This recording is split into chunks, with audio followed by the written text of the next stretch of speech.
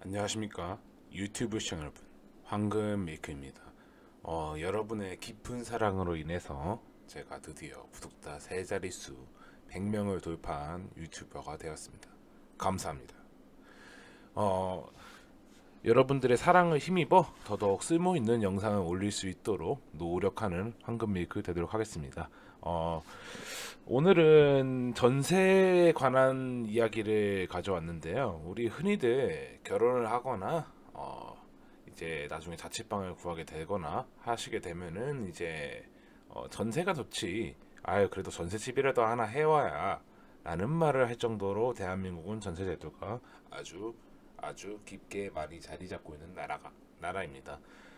전 세계 거의 다 뒤져봐도 이 정도로 매매가의 많은 부분을 거의 한 70% 정도 지불해서 세를 사는 이런 제도는 흔치 않습니다. 네, 거의 뒤져봐도 이 정도로 많은 금액을 지불하고 사는 나라는 찾기 참 힘든 나라인데요. 우리나라 부동산 전세 이게 꼬이게 되면 어떻게 되는지, 이거 꼬이게 되면은 임대인과 세입자와 어떻게 되는지에 대해서 오늘 영상으로 가볍게 다뤄보도록 하겠습니다. 네. 어, 지금 요새 부동시장이 참 좋지 않잖아요. 이게 지금 제가 주변 지인들이나 영상에서도 아마 전세는 거의 언급하지 않았던 걸로 제가 기억을 하고 있어요. 주로 매매나 월세에 거주하시기 바라는 이유가 이런 문제가 생기기 때문입니다. 원래 경기가 힘들수록 사기가 판치게 돼 있는데 깡통 전세라고 이게 좀 요새는 또 희한말캉하게 사기가 나오게 되더라고요.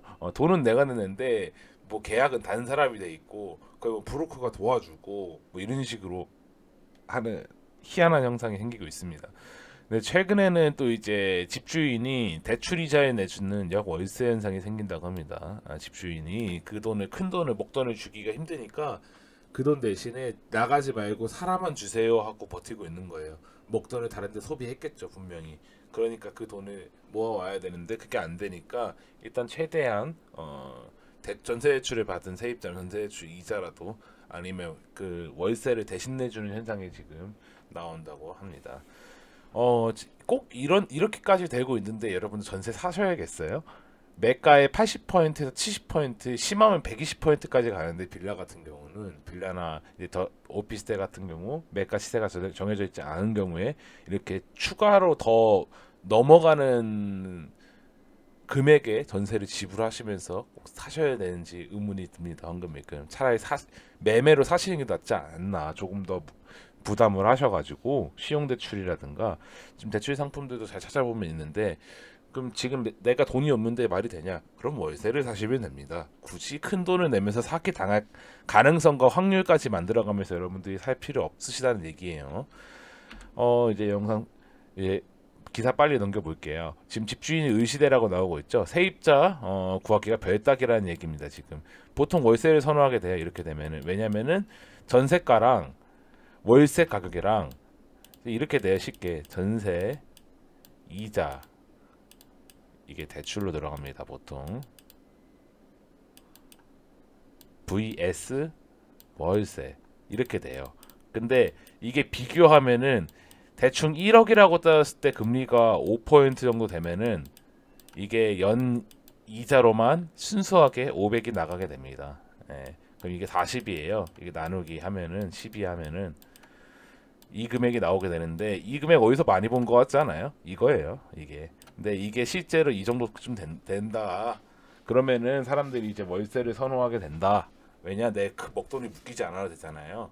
이런 고금리 시대에 막말로 월세로 내가 50만 원 내고 요 1억을 갖고 있다고 가정을 하게 되면은 1억을 그대로 정기 예금만 지금 넣어도 5, 6%, 4%, 5%, 6% 고금리 상품 많이 있는 상황이죠.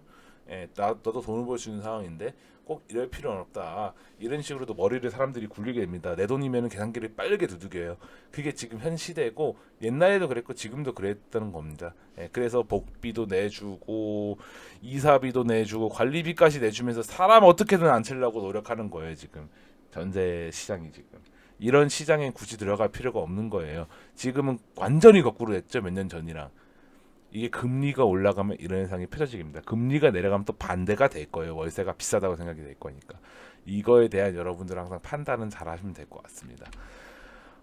제가 어두운 부분의 전세에 대해서 얘기를 하는 건데 지금 저건 이제 임대인 버전이고요. 이건 세입자 버전. 아까 깡통 전세 사기도 세입자에 해당되는 얘기예요. 세입자 버전인데 자 1139채 빌라왕 사망. 세입자들 패닉. 아직 피해 모르는 분도 있을 것이다. 라고 지금 얘기가 나와 있는데 이게 지금 상속인이 포기할지 받을지 전액 시장에 기다리고 있는 중이래요. 이게 지금 종부세라든가 여러 가지 세금만 60몇 억이 몰려 있다 그러는데 보통 이런 빌라에 살고 계시는 분들이 딱 여기 주거 취약층이 나오죠. 20, 30대 청년 돈이 많지 않아요. 사회 초년생 아니면 실업부부들이 대부분 이거 다 이제 무슨 뭐 대출 상품들 받아가면서 만들어내는 것이죠. 보통은 뭐 중소기업 중기청 대출도 있을 것이며 뭐 보금자리 론도 있을 것이고 뭐 전세 대출 뭐 여기저기 많은 대출이 있는데 그렇게 한 번 두 번 한 명 두 명 모인 게 1,000명이 넘는다는 거예요. 이 갭투자로만 이렇게 만든 거예요.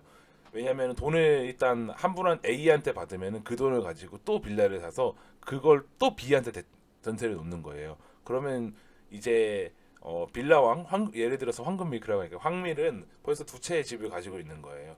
근데 이제 B 전세를 받았잖아요. 그거 갖고 또 C를 사는 거예요.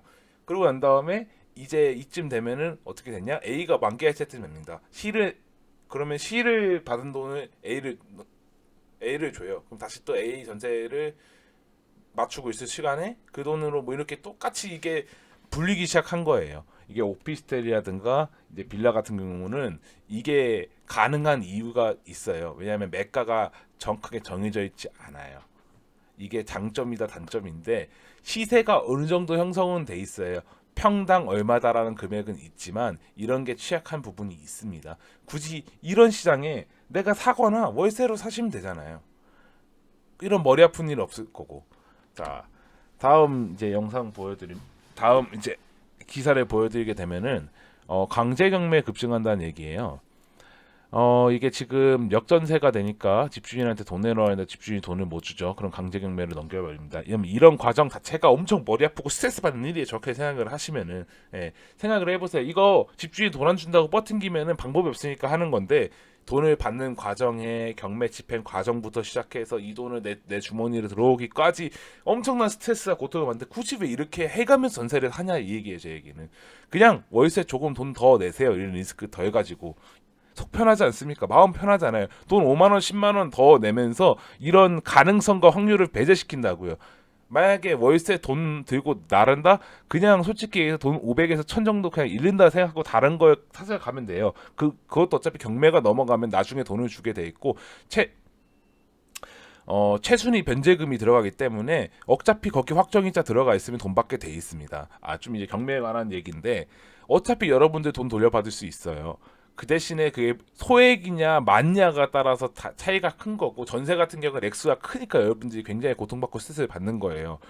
그러니까 속편하게 월세 하시라는 얘기예요. 오늘 영상의 제일 핵심된 키포인트가 이겁니다. 아니면 돈을 좀 더 무리해서 사셔서 내 집을 만든다거나 매매를 사세요. 어차피 전세가에서 20%만 더 주면 매매로 내 집 마련 가능합니다. 그 돈이 그 돈이에요. 따지면 또 이제 스트레스 받느니 차라리 내 거 만들면 성취감도 없고 그렇게 하자 이 얘기예요. 제 얘기는. 아니면 월세로 한다든가 속편하게 살면 돼요. 머리 아프게 할 필요 없어요. 이제 우선 면제금이 뭐냐?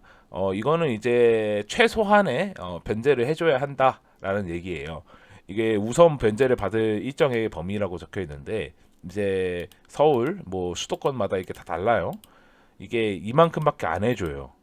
그러니까 제가 아까 말했는데 500, 1000 이 금액은 여기 안에서 쇼부가 돼요. 해결이 됩니다. 이 안에서 해갈이 되는데 10%씩 이제 현행으로 더 올린다고 하는데 이 안에서 해갈이 되는데 여러분이 전세를 사시면 이 변제금에 넘어가기 때문에 이거의 전액 다 낙찰자가 인수해야 되는 상황이 생깁니다. 그러면 집이 더 안 팔리겠죠. 이걸 감안하고 들어와야 되니까.